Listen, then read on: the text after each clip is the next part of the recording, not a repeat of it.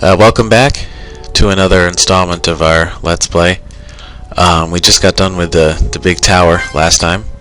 The Wyvern Fang has been scattered, but not defeated. And now we're heading back to Karzai to ask the omniscient tree where Lysander is. It's still, I don't know. I don't really like that plot line anymore. The tree. I mean, this Fang stuff is okay.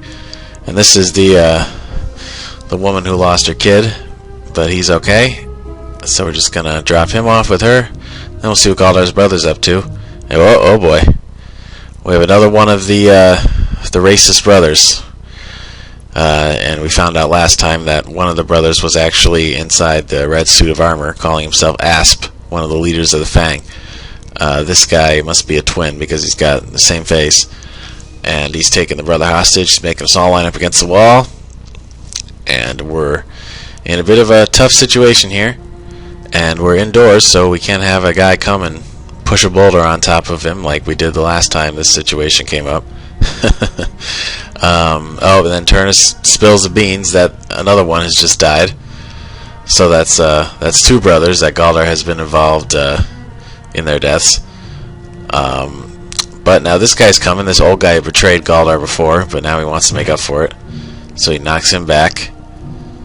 And Nova gives the brother a quick cure.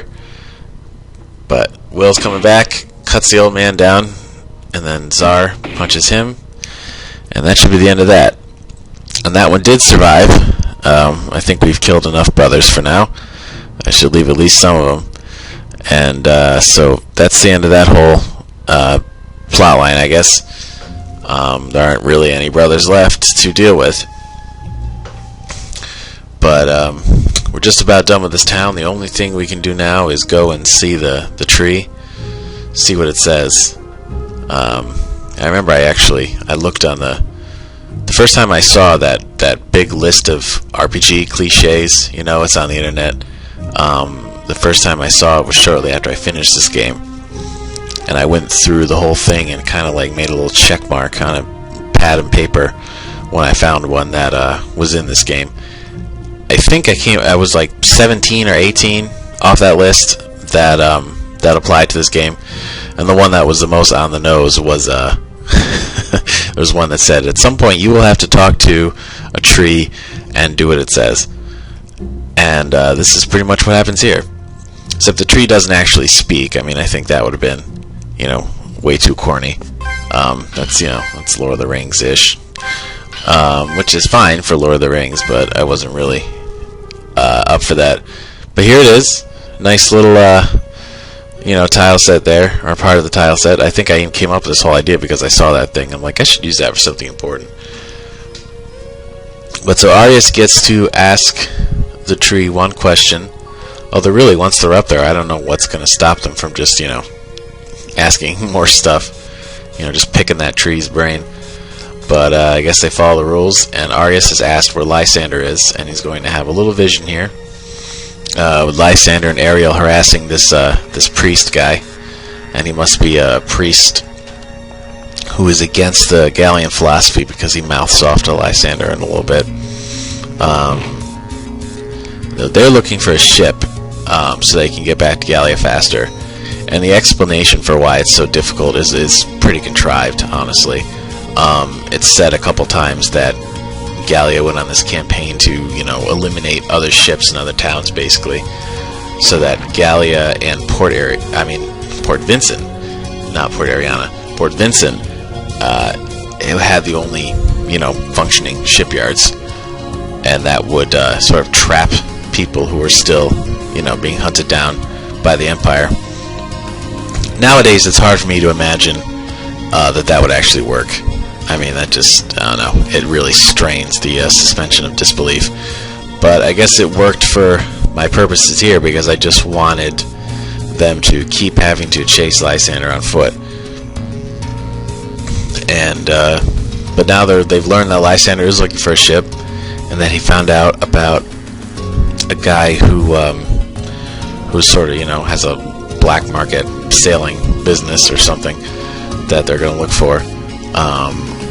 and Arius is a little overwhelmed by the experience of talking to the tree. He's kind of passed out, but it looks like they caught him or something because he's still standing up.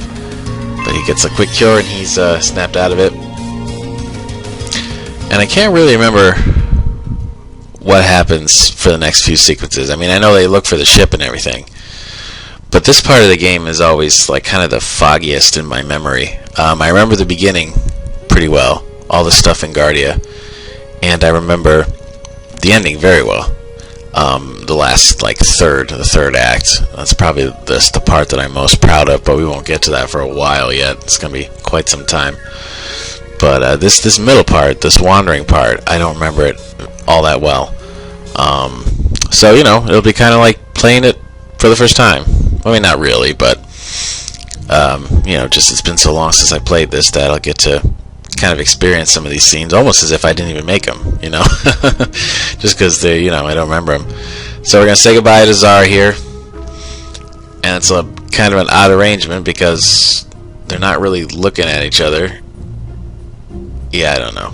That's a little... Hold on, I gotta yawn. Sorry about that. I don't know, I've had some pains in my shoulder and neck, and I've been on some meds. I think it's tiring me out a little bit. But I can still narrate these things. So we're done with him, almost. And then we're gonna leave town and wander the world map. Probably find some goodies. Now that we know that we can collect those spell books, the ones that teach you, skills from a different school of magic. And, here we go. Oh, Ivory, that's right. Okay. So we're back in Guardia for a bit. And now that Ivory's alone, she wants to see Arius in the crystal ball. There he is. But this gets a little grave. Yep, he gets attacked, and he falls down. Looks like he gets killed. So she's freaking out. And she wants to try and find them, though she's going to have quite a time of it because they're pretty far ahead of her. But we're on the world map now, and we're getting out of this desert and into some nice not yet, centaurs. I don't want to fight them. And then here's oh no, it's over here. Oh jeez, got goblins, all sorts of classic fantasy monsters right now. Another spell book. Let's see what we got. It is Earth. Cool. We'll let Galdar learn Earth. Seems like it'd be up his alley. And then we're gonna go on here and find. Hey, get back there. Yeah, this is a little totally optional bit where you can go, down here, and you're actually going under the ocean a little bit. And then you come up on this little island and you can get another treat, another spellbook. And this one better be good because it took a little more effort. It's a higher level wind spell. So we've been teaching Turnus the wind stuff. So we'll let him hold on to that. But, yes, this, like I said before, the whole spellbooks thing is a little ridiculous. The idea that they could, learn it just by reading the book. It's supposed to, we refined the lore a little bit. And, it was... now it's obvious that it takes more, you have to really learn, practice before you can start using a certain school of magic, and using multiple schools of magic is actually very difficult. Now they're at a campsite. They're going to spend the night here, and Turnus is saying they'll probably reach the beaches by the next day, and then they'll hopefully grab a ship before Lysander gets it, and if they have a ship, then it's a lot easier to look for him. They could kind of go to a town that was, farther ahead on the route and kind of maybe ambush him there or something. But Turnus is making a good point because, even if they do catch up to him, what are they going to do? He's tough. He is not, he's tougher than Seth, and, took 4 of them just to subdue Seth. And, so they're, now this is Nova's dream. And, like all the dreams in this game, it's a flashback after the incident where her parents got killed. She doesn't know that yet. She's thinking about her sisters, but her sisters are fine. And eventually she's going to ask about her parents, and that poor nurse is going to have to break the bad news. That's got to suck. They were probably hoping somebody, you know, that Nova knows would tell her, but you know, she has to, and you know, she can't really process it right away. But this will put her on a path towards exposing Guardia for what it really is or was.